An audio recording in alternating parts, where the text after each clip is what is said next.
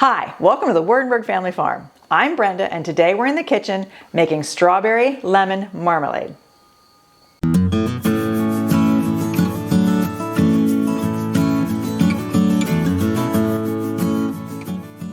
So I've been in a jam making mood.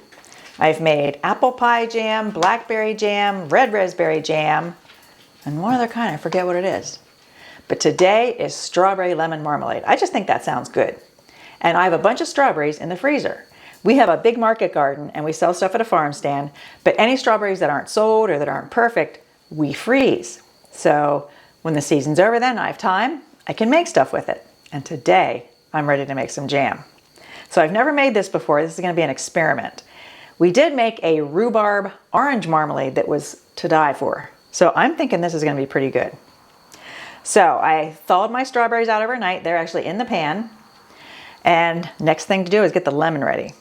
And you have to actually take strips of the peel off. And I washed these off. They're all nice and clean. But I have to peel a little strip of the peel off. And get a whole bunch of them peeled off. So is that what makes it a marmalade, actually? I believe so. While I was doing this, I saw a recipe for grapefruit marmalade. That sounds interesting too. I like trying different stuff that's unusual. Yeah. So you like weird stuff, huh? I do. I guess that's good for me. So I have to peel quite a few of these to get a cup of, I'm actually making a triple batch. And I know they say don't make a triple batch of jam, but I'm going to spread it between two pans and I have two canners. So I can multiply the batches. But you have to get a whole bunch of this stuff. You peel it off the lemon. And vegetable peeler works the best thing for me. And once you get it off, you slice it into little pieces, like little strips. So there's little bits of the peel in the marmalade. The term julienne comes to mind to me. What does julienne mean? Does that... That means, I think, long strips, doesn't it? Long stripes? I don't know. I think. I don't want them too big because I don't want big clumps of stuff, but I like, that little bit of a peel is really good in marmalades. Yeah. I'm not a plain orange marmalade fan. You always like that. Yeah. But I'm not a big fan of it. But with that rhubarb orange marmalade, I could eat every day. And lemon and strawberry just seems like it goes together. Now looking at this device here reminds me of my grandparents. Lived in Florida. We had one of those. We'd walk out to the fruit tree, get an orange or something, and then cut it in half and mash it over that. I bet that was good orange juice. Oh, that was fantastic. Oh, man. I like living in the north because I like having all the different seasons, but it would be pretty cool to be able to just go out and pick an orange off the tree and make orange juice. Citrus is amazing. Yeah. Now, one of my friends is growing a lemon tree that she brings in for the winter and grows it in a pot. Maybe sometime I should try that. Add that to my list of things I want to try. So I just have to do a whole bunch of this till I get a cup worth of lemon peels. Okay. So, question, you have to can this, right? You have to put it, but just going to be water bath, isn't it? Yes. Jams you do water bath. Okay, so you can use your new stove. Yes. Yeah, I now have an induction stove. We talked about this before. Finally got it. I'm finally using it. I love it. Yeah. But I do still have to figure out the whole pressure canning thing. I have the All-American pressure canner, which doesn't work with induction. I believe Presto makes one, but I got to make sure the weight limit's okay. I just have some research to do and figuring out. If anybody has done pressure canning with an induction range, let me know how you did it and how well it worked. Your kitchen's a little bit of a mess. I was going to say, well, I've had it. With all these open doors, I'm ripping off all these cupboard doors. I'm known for leaving my cupboard doors open. Yeah, you can see them taken there, but that's not the reason it's a mess right now over your induction stove. No, we got the induction stove, and there used to be the wall microwave there, which whoever put microwaves above stoves never canned because, the pressure canner couldn't even fit under there. I had to keep the dial out the front.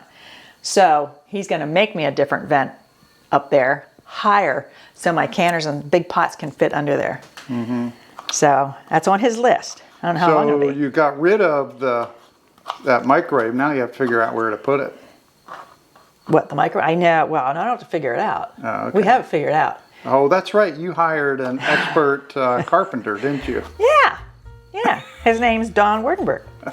He's going to build me a shelf to the left of the cabinet there and make it custom so it fits the microwave and I can store some other things in it too.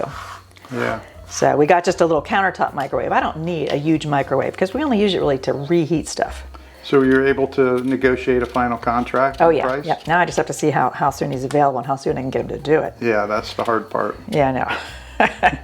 How many of these do you have to go, or should we just come back later once You can you're come all back. done? I have to get a cup of lemon peel. So it'll be a little bit. All right, we'll stop back later. Okay.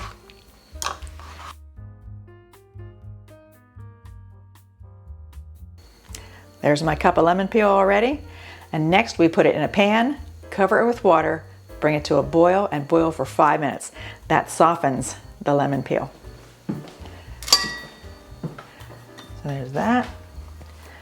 And enough water, just enough water to cover it. We'll be draining the water off then. That's good. So you're not using the water as a sauce or anything, it's just to soften Just to soften the peel. Okay. And my induction oven will bring it to a boil pretty quickly. Yeah. That's one thing I'm shocked about, how fast things come to a boil with this thing. Uh-huh. So I'm definitely enjoying this.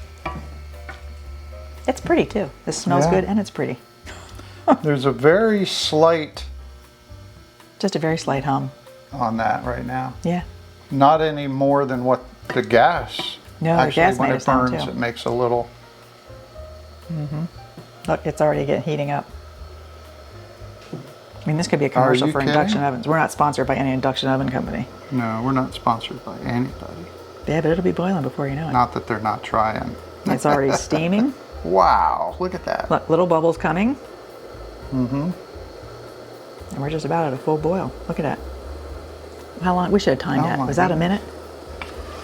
Okay. Oh, it's less than a minute. So I'm going to turn it down so it doesn't boil out, because once it comes to a boil, sometimes it can almost boil out the water. Let me set the timer. 5 minutes. I'm going to turn it down a little bit so it's simmering. So have you seen any disadvantages in the induction so far? No, other than the pressure canning dilemma. I'm just trying to really be careful. If you watch any other videos, I kind of break things. I'm kind of klutzy. I make messes. I'm going to try not to get the stovetop too messed up and try not to get it scratched or broken. If you drop something on here, you can break it. So it makes me a little nervous as someone who breaks a lot of things. Yeah. So, but other than that, so far, we've only had, what, 3 or 4 days? Yeah. So far, I love it. I just can't even begin to explain how fast it boils water. I had the water bath canner on here yesterday, and I'm used to waiting forever for that whole big can of water to come to a boil. I turned around, a couple minutes later, it was boiling. Like, it's gonna save me time. Oh, and bacon. I made bacon this morning for an egg casserole. It usually takes a while for it to start sizzling and get going. It was sizzling away and cooked faster than I've ever cooked bacon in my life. So, a time saver. I'm thrilled with any time saver. See, it's simmering away. So while that's softening up there, what are you going to put on? You're going to need a new backsplash or something I back here don't know for what your, to do about that either. And we then have some the decisions hood's to going make. to go from here up. But Yeah, the hood will probably start about here and go up, but I need something. This will probably go. And something, I don't know. I haven't figured it out yet. Actually, while that's boiling, I can go ahead and start juicing some lemons Okay. with my old-fashioned lemon juicer. Yeah, I like that. It's kind of a pain, but it works. That's cute. So you don't have any fancy tools to do that with either, do you? No, they make electric juicers, I think. Okay.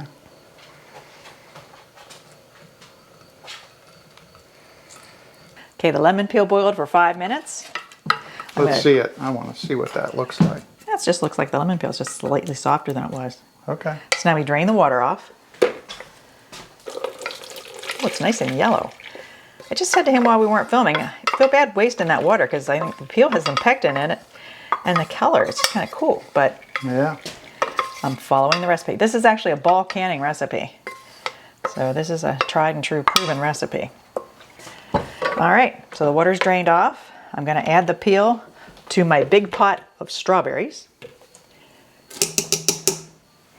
And I'm going to add in the lemon juice. Now that looks good. It looks beautiful. Here comes the lemon juice. Okay. And how much lemon juice was that?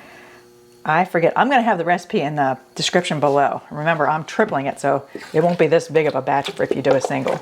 Okay. So now, mix this all up, and you wait for it to come to a boil. Actually, I'm going to stir the pectin in here in a minute. Stir this stuff all together, then slowly stir in the pectin. When do I get to taste it? Not for a while, but we'll definitely have some on an English muffin later. Okay. Ooh, I can smell the strawberry now. Before I could only smell. Yeah. It does smell good. Yeah. So here I'm stirring in the pectin. I did see a recipe a lady had on Pinterest, a no pectin recipe where you use the seeds and parts of the lemon as the pectin. You put it in a muslin bag and use that for the pectin. But I thought, well, I'm not feeling that daring today. I want a recipe I know will set up. So now, wait for my handy dandy induction oven to get this to a boil, then go from there. All right.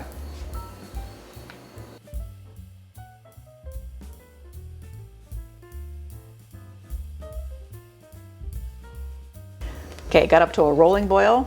Time to add the sugar. And this looks like a lot of sugar. It is a lot of sugar.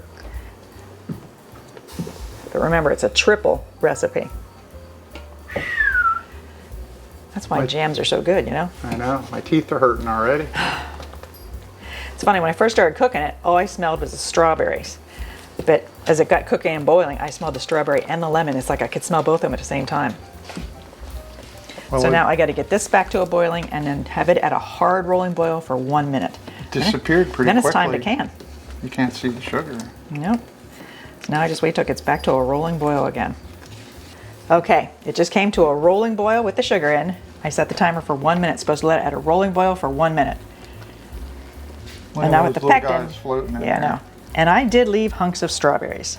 I crushed some of them, but I like hunks of strawberries. I hope that doesn't make it not a marmalade. So your overflow pot's starting to boil too. Yep. Probably not a complete rolling boil yet. No, you might need a second stir. I got a little nervous how full this was, that it could foam up and bubble all over my new stove. So call me paranoid. I put some in another pot. 24 seconds. And I'm going to do the plate test. Even though it has pectin in, I want to be sure it's going to set. Let's see if I can film this and stir at the same you're time. pretty talented there, boy. It is boiling pretty good. Yep. Let me turn that down a little bit.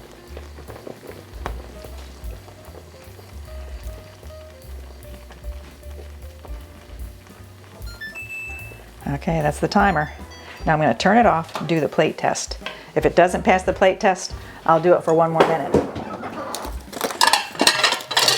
So I know this is a marmalade, but how would you categorize the rest? I mean, it's like jelly, jam, preserve. Well, jellies usually have no fruit in whatsoever. It's just juice.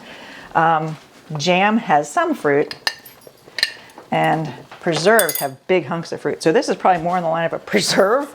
Can it be a preserve marmalade? I don't know. Okay. Wow, you turn the stove off and boom, it just stopped. I'll tell you, when it's on fast. When it's off, it's off. I mean, yeah. I think everybody should have induction stoves.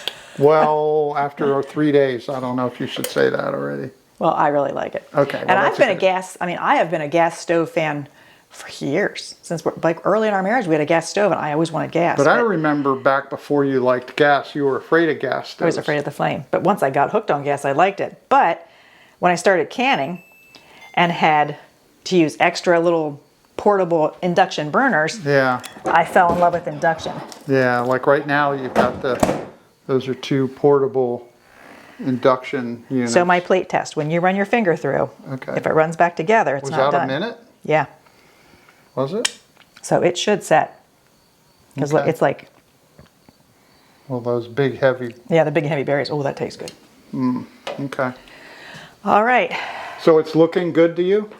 I think so. Okay. I hope so. And this one is on course too? Yes. So now I just have to load the jars. So now all the jars are already heated up in the canner. Okay. I just have to get the jars out and get ready to fill them up. All right.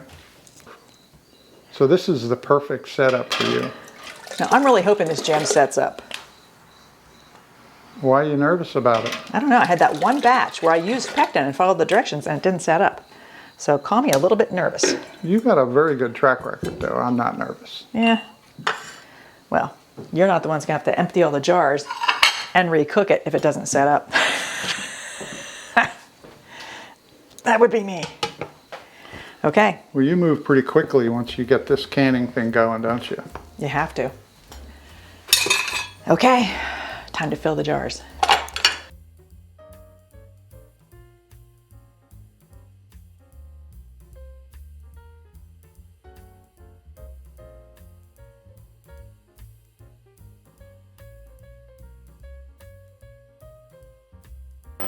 Okay, you may be watching a disaster in the process. I'm not sure. The fact that I didn't blend the strawberries up might not be the right thing.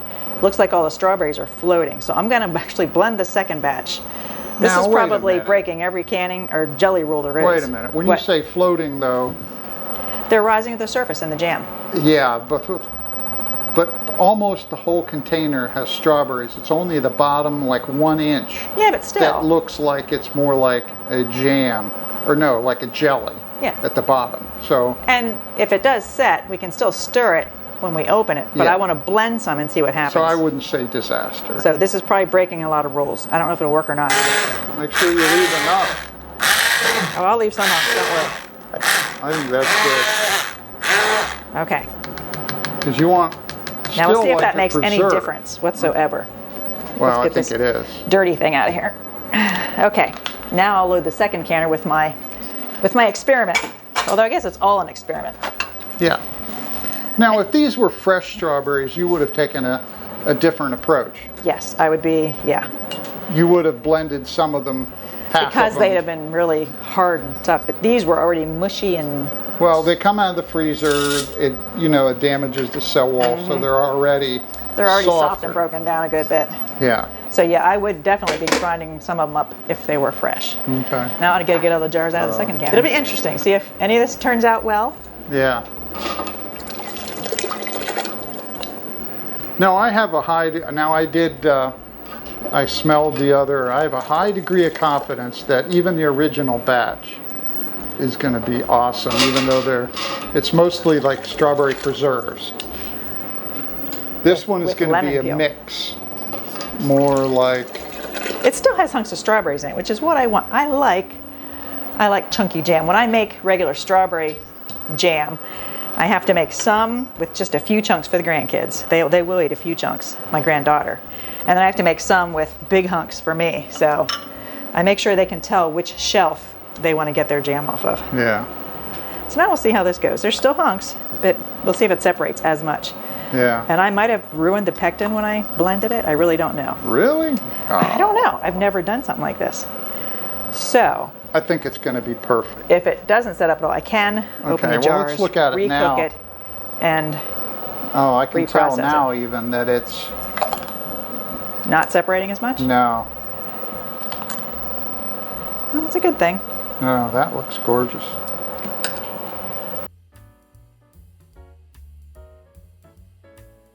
Well, if you ever watched me can before, I always have a towel on the island where I'm going to be working. And there's two reasons. Number one, I make a mess.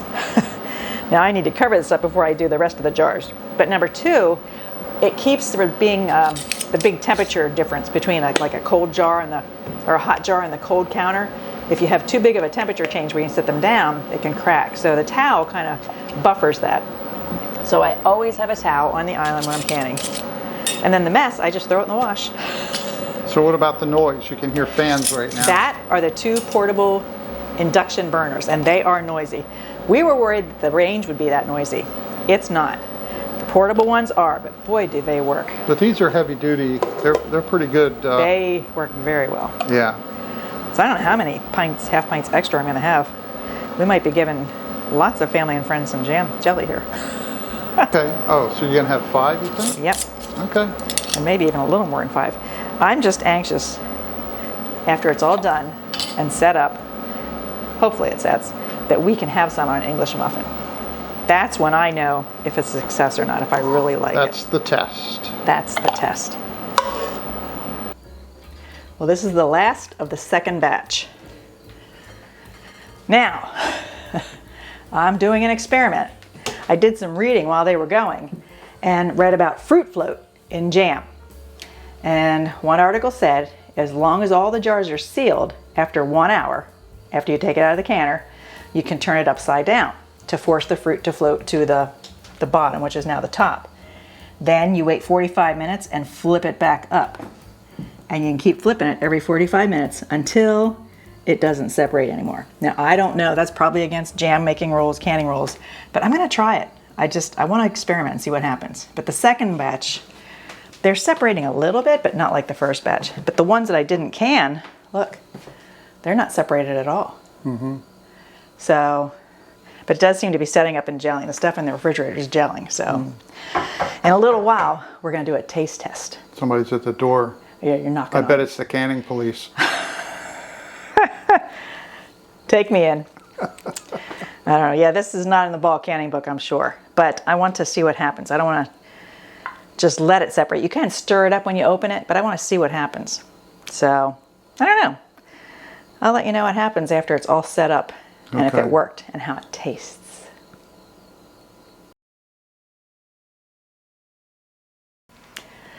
What's the next day? And the jam did set up.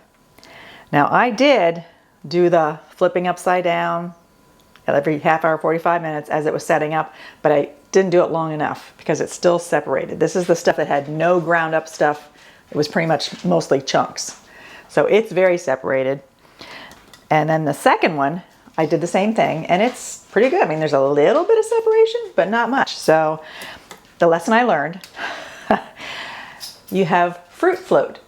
That's what it's called when it separates. If there's too many big chunks of fruit, I do have to puree more of it. So even though I like chunks, I need to have enough of it pureed that I don't get fruit float in the future. So I got 10 of the not pureed at all, 11 of the pureed that I canned, plus 5 that I didn't can. So not bad for a day's work. The pureed also, they're about 50-50, aren't they? Yes, 50-50. Yeah, there's still chunks in it, but you do have to have a higher percentage of pureed than I had in the first batch. So, but we're going to taste test this one. I want to actually open one that I can, stir it up, taste it, and we'll see how it is. This is my favorite part of your projects, your videos. The taste tests are pretty cool. Yeah. So it passed the test of setting up. Now we got to see if it tastes good. So hopefully it's worth it. It's strawberry. It's got to taste good. Strawberry and lots of sugar. So I'm you're just going to stirring stir it them all up. Yep. Okay. This is the one that was really separated. It's really chunky. So I'm going to separate it up real good. We have our muffins already buttered. Now we have to put some jam on it and do the test. Oh, it looks perfect to me. It does look good. Yeah. I want to see if it's lemony enough. Well, I could certainly smell the strawberries, so when you were cooking them, so I'm anticipating an outstanding result. We'll find out. Ooh, chunk.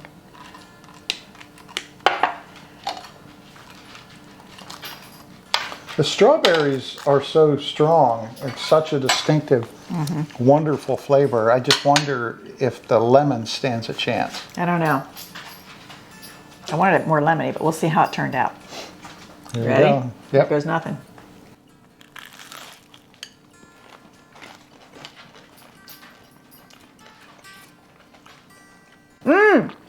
That's funny. I tasted some lemon. I did too. Very early. No, I tasted the strawberry. Yeah, and then the lemon, a just hit of lemon. right after it. Ooh, okay. I'm happy. Yeah. It's really strawberry-y. Yeah. But I did taste the lemon. And it is sweet. Yeah. It is sweet. See, a lot of the jams I make, I don't use pectin. This one I did use the pectin, which means you have to use the sugar they call for. But someday when this is gone, I might experiment with that recipe that doesn't use pectin. But for now, this tastes good. I'm happy with it. Who's calling me? You're the only one that ever calls me. And you're right here. Sorry for the interruption. They actually hung up before I answered.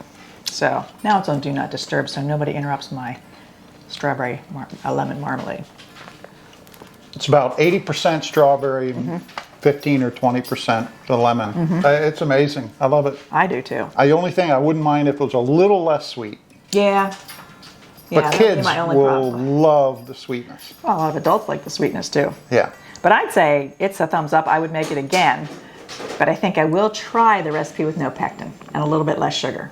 I think it's better than just straight strawberry preserves. It is. It adds another element to it. So thumbs up for me too. Yeah. Well, thanks for joining us as I experimented with strawberry lemon marmalade. And we'll see you in our next video. Bye-bye. Bye-bye.